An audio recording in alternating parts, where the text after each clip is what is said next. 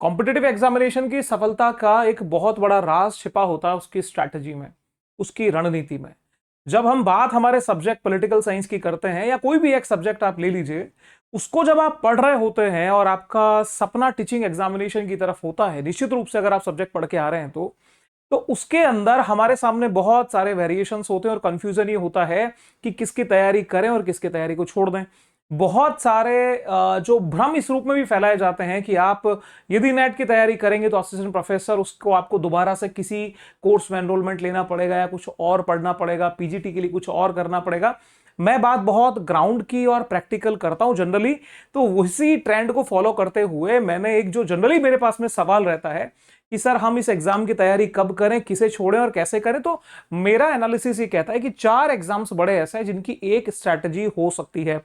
अब इसको यूं समझ लीजिए कि आप यदि सब्जेक्ट को पढ़ रहे हैं तो उसी सब्जेक्ट से, यानी पॉलिटिकल साइंस में आप यूजीसी नेट एग्जामिनेशन भी दे दीजिएगा, आप सेट एग्जाम भी इसी के अंदर इंक्लूड हो जाता है, असिस्टेंट प्रोफेसर भी है, और ग्रेड फर्स्ट यानी स्कूल लेक्चरर वाले जो एग्जाम होते हैं, पीजीटी पोस्ट ग्रेजुएट टीचर, ये एग्जाम भी आप इजीली क्वालिफाई कर सकते हैं। तो क्या उसकी रणनीति होगी, और सबसे बड़ा लाभ इसका ये है कि आलम सबसे बड़ा बेरोजगारी का है।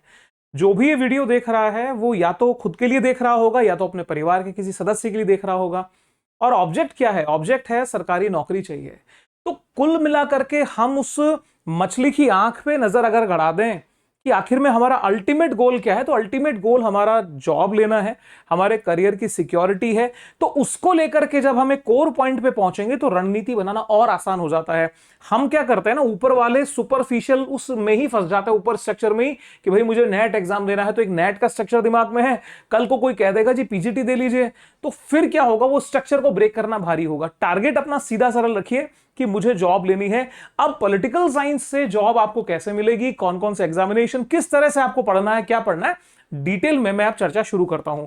सबसे पहली बात यह है कि पॉलिटिकल साइंस में आपने पोस्ट ग्रेजुएशन यानी अपना एमए जरूर किया होगा, या कर रहे होंगे या करने वाले होंगे, ये आपकी मैंडेटरी क्वालिफिकेशन है हायर एजुकेशन में आपको जाना है तो। अब आप सोचिए, अगर पोस्ट ग्रेजुएशन में आप एक सर्टेन जो आपकी परसेंट कैटेगरी वाइज है, मिनिमम जिसको हम 55% कह सकते हैं, वो आप पाते हैं, तो आप इसमें नेट जेआरएफ के एलिजिबल हो जाते हैं, आप सेट एग्जामिनेशन के एलिजिबल हो जाते हैं। नेट जेआरएफ यदि क्वालिफाई है, माफ कीजिएगा, जेआरएफ यदि आप ले लेते हैं तो जेआरएफ के अंदर लगभग 37,000 और सीनियर फेलोशिप लगभग 42,000 की पर मंथ आपको मिलने लगती है, जो लगभग 3-3.5 साल 4 साल तक आपको मिलती है। एक अच्छा खासा अमाउंट सहयोग के रूप में आपको सरकार की तरफ से प्राप्त होता है। तो करियर में ये नहीं कह सकते कि शुरुआत से ही संकट है, आपको 3 से 4 महीने 5 महीने की रिग्रेस वर्क करना, उसके बाद में आप अगर एलिजिबल हैं तो आपको ये सरकार की तरफ से सहायता मिलेगी। अब यहां पे क्या होता, स्टेट के अंदर होने वाले एग्जाम्स, जिसके अंदर जो स्टेट एलिजिबिलिटी टेस्ट है, फिर वो चाहे बिहार है, राजस्थान है, एमपी है, हिमाचल है, हर स्टेट के अंदर सेट या स्लेट के नाम से एग्जाम होता है। अब साहब यहां पे इन एग्जामिनेशन के बेसिस के ऊपर आप हायर एजुकेशन यानी कॉलेज लेक्चरर या असिस्टेंट प्रोफेसर के लिए एलिजिबल होते हैं। वो प्राइवेट यूनिवर्सिटीज या प्राइवेट कॉलेजेस या तो गवर्नमेंट यूनिवर्सिटीज गवर्नमेंट कॉलेजेस में आप जॉब कर सकते हैं। एक अच्छा जॉब यहां मिलता है, प्राइमरीली अनडाउटली प्राइवेट तो कौन ही चाहेगा, सब गवर्नमेंट यानी पब्लिक सेक्टर यूनिवर्सिटीज में ही काम करना चाहते हैं। इसके अलावा एक फैक्टर और है कि एमए के साथ में कुछ शर्तों में यदि बीएड आपने किया है, कुछ कुछ राज्यों में पीजीटी के लिए बीएड की बाध्यता भी नहीं है, लेकिन अधिकतर में है, तो आप ग्रेड फर्स्ट स्कूल लेक्चरर के लिए भी एलिजिबल हो जाते हो, और ये भी बहुत ही हायर स्टैंडर्ड जॉब होता है। आपको मैं एक छोटा सा अनुमान बताता हूं कि आज अगर आपने तैयारी शुरू की है, बिकॉज राजस्थान में आरपीएससी ग्रेड फर्स्ट की वैकेंसी लाने वाली है, अभी जो 2025 वाली वैकेंसी उसका एग्जामिनेशन जून में होने वाला है, और लगभग 8 से 10 महीनों में दोबारा से एग्जाम हो जाएगा आरपीएससी ग्रेड 1 का। अब आरपीएससी ग्रेड 1 का जो करंट में अगर हम देखें तो 7th पे कमीशन है, 7th पे कमीशन में 1 लाख रुपए के ऊपर की आफ्टर प्रोबेशन अप्रोक्स तनख्वाह होती है 95 हजार के आसपास। तो बहुत जल्दी वो लाख क्रॉस कर जाएगा, और जो सुगबुगाहट 8th पे कमीशन की है, तब तो आप 1.5-2 लाख रुपए पर मंथ के नीचे की तनख्वाह इमेजिन करिए ही मत। तो कुल मिलाकर के जो विषय है, ये सब्जेक्ट आपका अपना आपको बहुत कुछ दे सकता है। अब सारी कहानी जहां पे आके अटकती है, वो कहानी अटकती है कि पढ़े तो पढ़े कैसे। कारण क्या होता है कि एक तरफ हमारे को रहता है कि यार मैंने एमए कर लिया है, तो एमए कर लिया तो मैं नेट करूं या सेट करूं, पहली चीज। दूसरा, मैं पीजीटी यानी जो ग्रेड 1 है उसके लिए तैयारी करूं। तो क्यों? क्योंकि हमें लगता है कि सिलेबस अलग है। तो आप जब उसका पीडीएफ सिलेबस का देखते हैं, सबसे बड़ा भ्रम कहां पैदा हो रहा है आप उसको देखिए। आप जब सिलेबस का पीडीएफ देखते हैं तो आपको तो अलग तो नजर आएगा ही, लेकिन समस्या यह है कि उसके डीप एनालिसिस अगर आप करेंगे तो आप ये पाएंगे कि अगर आपने किसी एक एग्जाम को प्रिपेयर करने के लिए 100 एफर्ट लगाए हैं, तो 3 या 4 एग्जामिनेशन को कवर करने के लिए आपको 125 एफर्ट लगाने होंगे, ना कि 400। बात को समझ जाइए। यानी अगर आपका एफर्ट, आप यूजीसी नेट को प्रिपेयर कर रहे हैं, सपोज कीजिए आप यूजीसी नेट है तो सेट अपने आप हो गया, सेट उसमें से कुछ अलग होता नहीं है। जैसे एमपी है, एमपी के अंदर लास्ट 2 यूनिट जो है वो अपने स्टेट की पूछते हैं, राजस्थान में ऐसा नहीं है। तो बात यहां क्या है कि 100 जो आपके एफर्ट लगे, तो आपने पूरे एफर्ट दे दिए। अब आपके दिमाग में आया कि यार मुझे क्या पीजीटी या तो असिस्टेंट प्रोफेसर के लिए अलग से पढ़ना पड़ेगा, थोड़ा सा आप उसमें ग्रोथ करके 125 तक का लेवल टच कर दो, यानी उसका 25% बढ़ा दीजिए। तो आपके ये भ्रम टूट जाएगा कि मुझे 4 एग्जाम की 4 अलग प्रिपरेशन करनी है। तो होता क्या है, हम यहां पे विषय को तैयार करें। मान लीजिए आपको पढ़ना है प्लेटो। अब प्लेटो को इतना डेप्थ में ढंग से कवर कीजिए, फिर वो चाहे नेट में पूछेगा तो आप कर दीजिए, सेट में होगा तो आप कर पाएंगे, असिस्टेंट प्रोफेसर है, पीजीटी है, टीजीटी है, फिर कोई भी एग्जामिनेशन दीजिए। तो इसके बेसिस पे यदि मैं बात करूं तो आप अपने सिलेबस के सेक्शन देखिए। सबसे पहले हम बात करते हैं हमारे पॉलिटिकल थ्योरी की। पॉलिटिकल थ्योरी, राजनीतिक सिद्धांत हम जिसे कहते हैं। राजनीतिक सिद्धांत को सबसे ज्यादा भारी बना के पेश किया जाता है टीचर्स के द्वारा भी। उनका रीजन ये होता है क्योंकि कहीं तो फैक्टर ऑफ फियर डेवलप करना पड़ेगा। अब कहीं तो फैक्टर ऑफ फियर अगर नहीं होगा तो फिर स्टूडेंट क्यों आपकी तरफ अट्रैक्ट होगा, क्यों आपके कोर्सेज में वो एनरोल करेगा। यहां पे जो मैं बात कह रहा हूं तो मैं बहुत सीधी सटीक बातें कह रहा हूं। तो पॉलिटिकल थ्योरी असल में बहुत ही आसान होता है। रीजन क्या है, हमारे साथ में प्रॉब्लम देखो, प्रॉब्लम आपको लेके दूसरा आपको क्यों एक यूटिलिटी के रूप में उपयोग कर लेता है, क्यों कोई व्यक्ति आपसे अपने आय को, आप खुद आपको अपना आय का स्रोत बना के बैठ जाता है, वो कैसे आपके इमोशन से खेल लेता है, उसके फैक्टर को समझिए। सबसे बड़ी बात यह है कि जब आप अंडर ग्रेजुएशन थे या आप पोस्ट ग्रेजुएशन में थे, आप ईमानदारी से अगर देखें तो आपने 100 में से कितने एफर्ट, कितने नंबर आप खुद को देंगे कि मैंने मेरे सब्जेक्ट को पढ़ने में, मैंने पॉलिटिकल साइंस, ज्योग्राफी, हिस्ट्री, जो भी आपका एक सब्जेक्ट है उसको पढ़ने में एफर्ट लगाया है। कितने लोग 80 मार्क्स खुद को दे पाएंगे, कितने लोग 90% मार्क्स दे पाएंगे, कितने 100 आउट ऑफ 100 दे पाएंगे। ईमानदार जवाब खुद को दीजिएगा तो आपको वो कारण समझ में आ जाएगा कि कहां समस्या छिपी है।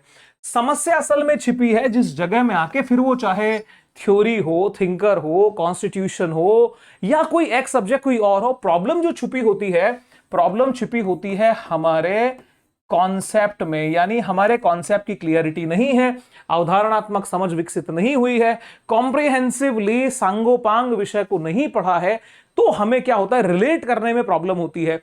अब मैं आपको छोटी सी बात बताता हूं, एक एग्जांपल समझिए। जब हम व्यवहारवाद की बात करते हैं या वैज्ञानिक दृष्टिकोण की राजनीति विज्ञान में बात करते हैं, तो क्या वो सिद्धांतों में नहीं आता?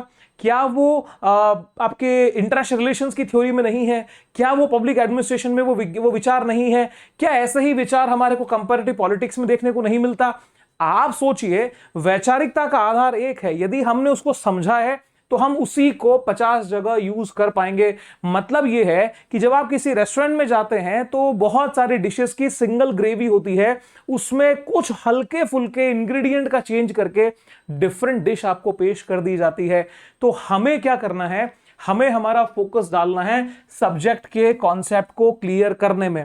अब जबकि हमने हमारे पोस्ट ग्रेजुएशन में और ग्रेजुएशन में नहीं मेहनत की, इवन जो सिलेबस के टॉपिक्स हैं वो तो 11th और 12th से भी आते हैं, तो मैं अगर 2 साल स्कूलिंग के, 3 साल ग्रेजुएशन के और 2 साल पोस्ट ग्रेजुएशन के लूं तो कुल मिलाकर के निकल के आते हैं 7 साल। और 7 साल भी नहीं लो तो मोटा मोटी आप कम से कम 5 साल की इस पढ़ाई को तो समझिए ही समझिए। अब 5 साल की पढ़ाई को कैसे आप कवर करेंगे? क्या 5 साल की पढ़ाई 5 महीनों में कवर हो सकती है? 101% कवर हो सकती है। मेरी इस बात को बिठा लीजिए दिमाग में, अपने डर को, अपने भय को कम कीजिए।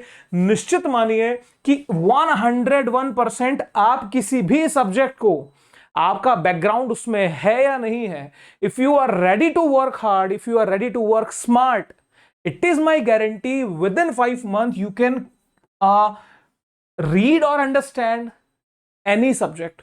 यहां पे आप ज्योग्राफी पढ़ लीजिए, आपका कोई बैकग्राउंड नहीं है, 5 महीने में समझ में आएगा। नेट के लेवल की मैं बात कर रहा हूं, असिस्टेंट प्रोफेसर के लेवल की बात कर रहा हूं। अब उसमें करना क्या होगा, अब हमारे को थोड़ा सा वो शॉर्टकट के रास्ते को छोड़ना होगा। जो शॉर्टकट हमने अपना रखा था यूजी और पीजी में कि हमारे को 1 वीक सीरीज मिली, हमें कुछ गाइड बुक्स मिली, उनके बेसिस पे हम निकल लिए, कुछ ऑथेंटिक टेक्स्ट को फॉलो करना है और उसी के साथ में पेपर के ट्रेंड को एनालिसिस करना है। हमें सब कुछ पढ़ने से बचना है। मैं उसी की बात कर रहा हूं कि चारों एग्जाम क्रैक होंगे कैसे, एक साथ हम चीजों को पढ़ कैसे सकते हैं। आप सपोज कीजिए, जैसे मैं आपको एक बताता हूं, सबसे पहले हमें करना क्या है, हमें ऑथेंटिक बुक को फॉलो करना है।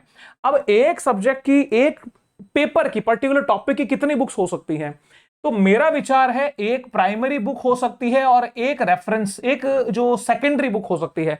मतलब मैक्सिमम 2 बुक से ज्यादा एक टॉपिक पे आपके पास नहीं होनी चाहिए। फॉर एन एग्जांपल, मान लीजिए कि आपको पॉलिटिकल थ्योरी पढ़नी है, ठीक है, जिसको हम राजनीतिक सिद्धांत कहते हैं। अब राजनीतिक सिद्धांत के अंदर जनरली आप किसी से भी बात कीजिए कि पॉलिटिकल थ्योरी मुझे पढ़ना है, मैं क्या पढ़ूं, तो आपको बिना कोई डाउट के ओपी गाबा सजेशन में आ जाएगी। अब आप जाकर के ओपी गाबा खरीद के लाइए। अगर आपका बैकग्राउंड क्लियर नहीं है तो ओपी गाबा आपको आसानी से समझ में ही नहीं आएगी, क्योंकि वो थोड़े से शॉर्ट फॉर्म में लिखी, अनडाउटली अमेजिंग बुक है, शानदार कंटेंट है, लेकिन उसके लिए एक अवधारणात्मक समझ का होना आपके पास आवश्यक है। आपको थोड़ा बैकग्राउंड बेसिक से क्लियर करना होगा। अब उसके लिए हम क्या कर सकते हैं, पॉलिटिकल थ्योरीज को लेकर के हमारे जो हमारी यूजी की किताबें आती हैं, जो जिसमें आप मानिए कुछ बुक्स को ना हम लोग अंडर एस्टिमेट करते हैं, अरे यार इन बुक्स से क्या ही हमें लाभ होगा, जिसके अंदर देखिए 2 थिंकर के नाम मुझे याद आते हैं। जैसे एक तो BL फाड़िया और एक है पुखराज जैन। ठीक है सर, BL फाड़िया एंड पुखराज जैन, ये यूजी की बुक्स भी इनकी आती हैं और पीजी की भी आती हैं। आपको अगर इनके टाइटल में कोई भी बुक दिख जाए, मैं आपको ही ओपनली कह रहा हूं, फिर वो चाहे कॉन्स्टिट्यूशन की दिखे, फिर वो चाहे कंपैरेटिव पॉलिटिक्स की दिखे, आपको अगर समझना है ना बेसिक से, बहुत सरल भाषा में, पॉइंट टू पॉइंट, तो इन 2 राइटर्स की बुक को जरूर से आप उठा करके देखें, आपको समझ में आएगी, चीजें पकड़ में आ जाएंगी। वहां से पिक हो गई तो फिर आपको जो अपग्रेडेड बुक है जिसके अंदर ओपी गाबा या एंड्रू हेवुड है, वो आपको समझ में आने लगेंगी। तो यहां पर मसला क्या है कि हमें अपने कॉन्सेप्ट को क्लियर करने के लिए ऑथेंटिक बुक्स पे जाना पड़ेगा, पहली चीज। अब ऑथेंटिक बुक्स पे तो साहब हम चले गए, अब ऑथेंटिक बुक्स के मोर देन सफिशिएंट है, इसके अलावा कुछ और पढ़ना है क्या? देखिएगा, आपके सामने प्रीवियस ईयर के क्वेश्चन होने चाहिए, PYQs का अच्छा खासा कलेक्शन होना चाहिए। इसके अंदर यूथ कंपटीशन टाइम्स की कंपाइलेशंस बहुत सारे आते हैं। वैसे इसको सिविक्स भी कहते हैं, कई जगह आप पढ़ेंगे तो नागरिक शास्त्र के नाम से भी इसकी नोट्स या प्रीवियस ईयर क्वेश्चन मिलते हैं। पब्लिक पॉलिटिकल साइंस का एक बड़ा कंपाइलेशन भी आता है यूथ कंपटीशन टाइम्स का। तो previous year question irrespective of the examination, मतलब आप ये मत सोचिए कि ये किस एग्जाम में आया, क्या झारखंड सेट में पूछा है तो भी आपके काम का है, वो TGT PGT KVS NVS किसी भी लेवल के एग्जामिनेशन में पूछा है, यदि पूछा है आपके सब्जेक्ट है तो आप उसे अपने पास में रखिए, आपको बहुत हेल्प होगी। तो प्रीवियस ईयर क्वेश्चन का जो विद सॉल्यूशन आपके पास में होना चाहिए, यूथ कंपटीशन टाइम्स का एक अच्छा कलेक्शन आता है, आप ऑनलाइन सर्च करेंगे आपको मिल जाएगा।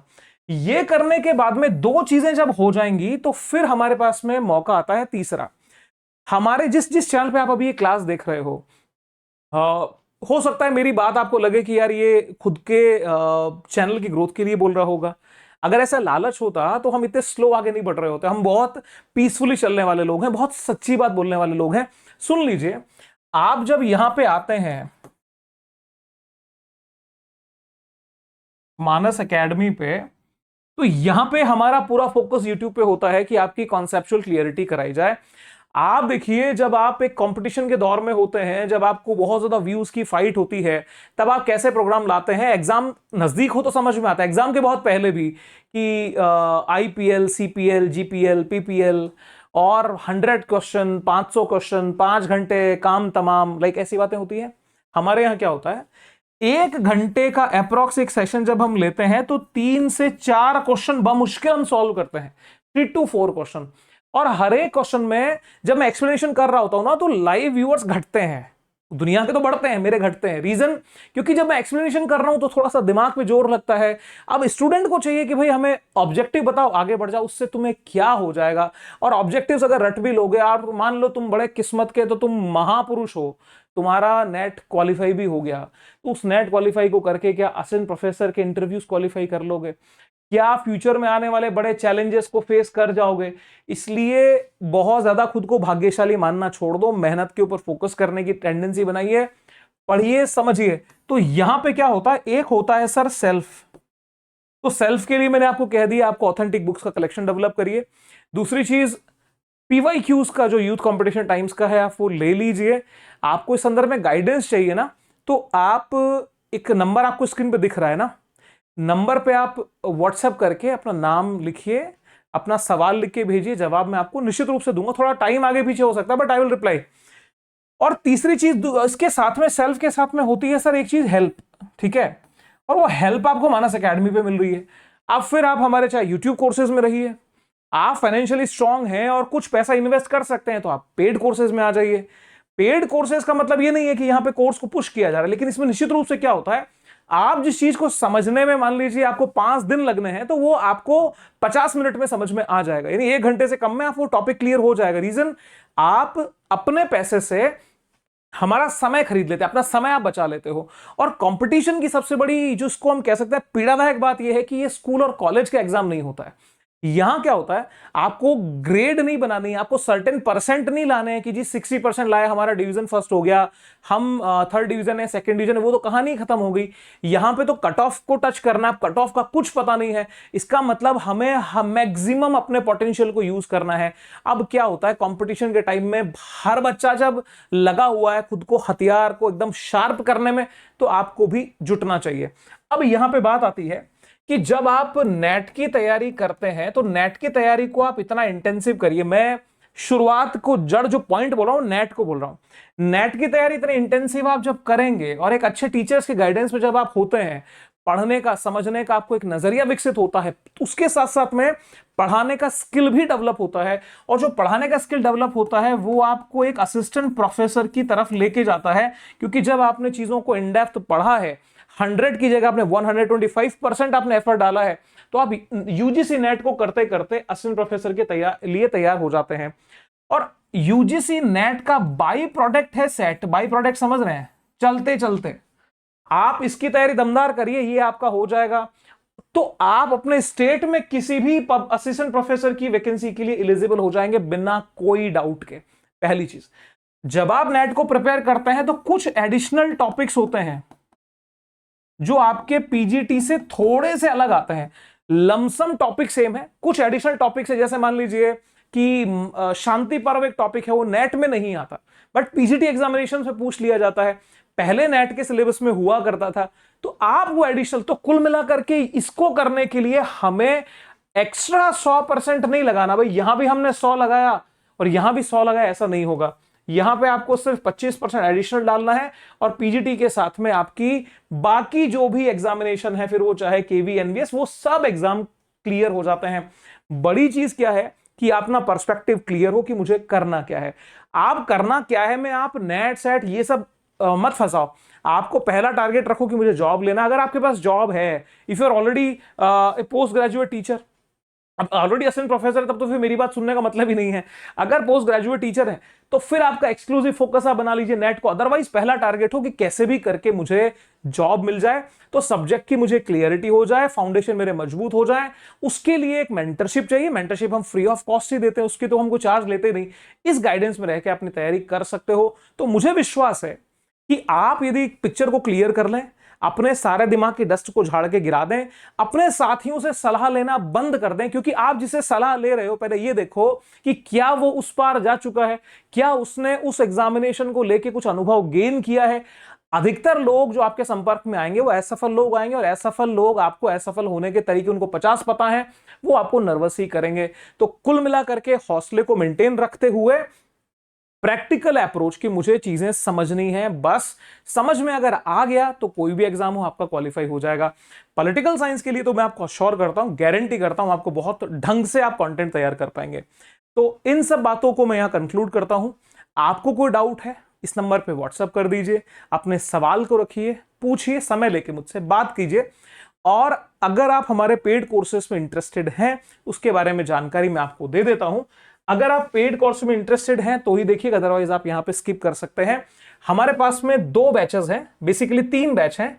एक बैच हमारा है सार्थक बैच, देख लीजिएगा, ये हिंदी और इंग्लिश दोनों मीडियम में होता है। ठीक है, सार्थक बैच हिंदी मीडियम में भी है और इंग्लिश मीडियम में भी है। तो बाइलिंगुअल बैचेस होते हैं, मीडियम का किसी को कोई प्रॉब्लम नहीं आती। हिंदी मीडियम वाले भी बहुत अच्छे से पढ़ते हैं, इंग्लिश मीडियम वाले भी बहुत अच्छे से पढ़ते हैं। सार्थक बैच में ये चल रहा है हमारे अभी जो जून 2026 और उसके बाद दिसंबर 2026 के लिए। ठीक है, इस एग्जामिनेशन के अलावा भी यदि आपके आगे के टारगेट है, यू कैन गेट एनरोल्ड। मुझसे बात कर लीजिएगा, आपको वैलिडिटी एक्स्ट्रा लेनी होगी, उसका तरीका मैं आपको फोन पे बता दूंगा। सार्थक बैच में पेपर 1 ऑफ यूजीसी नेट और सेट कवर होता है और पेपर 2 पॉलिटिकल साइंस कवर होता है। पहली चीज, इसकी फीस है 6,999 आफ्टर डिस्काउंट। ठीक है सर, आफ्टर डिस्काउंट 6,999। दूसरा बैच हमारा सिर्फ पेपर 2 का है, जिसका नाम है चाणक्य बैच। ये हमारा पेपर 2 का एक्सक्लूसिव बैच है, जिसमें आपका सेट, नेट, पीजीटी वगैरह के लिए एग्जामिनेशन की प्रिपरेशन हो जाती है। एक हमारा पेपर 1 का बैच है, जिसे हम कहते हैं आधार बैच। एप्लीकेशन पे चेक करिएगा, देख सकते हैं। और अब एक बहुत जल्दी हम आरपीएससी ग्रेड फर्स्ट के लिए एक ऐसा बैच लेके आ रहे हैं जो आपकी सीटों को खाली नहीं रहने देगा, बिकॉज राजस्थान में सीटें ही खाली रह गई। बहुत बड़े बड़े महापुरुषों ने बहुत कुछ पढ़ाया है, लेकिन जो पढ़ाया है वो एग्जाम में नहीं आया है। बहुत सी यूनिवर्सिटीज के प्रोफेसर्स ने इतने मोटे मोटे ग्रंथ लिखे हैं जिसमें दुनिया भर के फैक्ट्स को भर दिया। स्टूडेंट को छोड़िए, टीचर्स को समझ में नहीं आता वो कौन सी कहानी उन्होंने लिखी है। तो वो पाप से मुक्ति मिल जाएगी। स्पेशली इंग्लिश मीडियम के जो स्टूडेंट बेचारे सबसे ज्यादा परेशान होते हैं, उनका भी वन स्टॉप सॉल्यूशन मानस एकेडमी ला रहा है, प्रताप बैच के नाम से। यदि आप इंटरेस्टेड हैं तो मैसेज करके इंक्वायरी कीजिएगा, जिससे हमें एक रैंडम आइडिया लगेगा कि हाँ, हम किस समय तक कोर्स ले आएंगे। ये हमारी जानकारी पूरी हुई। उम्मीद है आपको ये सेशन लाभ देगा और आप इसको फॉलो करके अपने जीवन को आसान बनाने की तरफ आगे बढ़ेंगे। कॉम्प्लिकेशंस हैं तो कॉम्प्लिकेशंस का उपाय है, दुनिया में ऐसा कोई ताला बना ही नहीं जिसकी चाबी नहीं हो। मौका सिर्फ ढूंढना है, सही चाबी को सही तरीके से यूज करना है। हमारा ईमानदार प्रयास आपके साथ है, आप अपना ईमानदार प्रयास करिए, निश्चित रूप से सफलता मिलेगी। Wish you very happy learning, see you soon, जय हिंद, बाय बाय।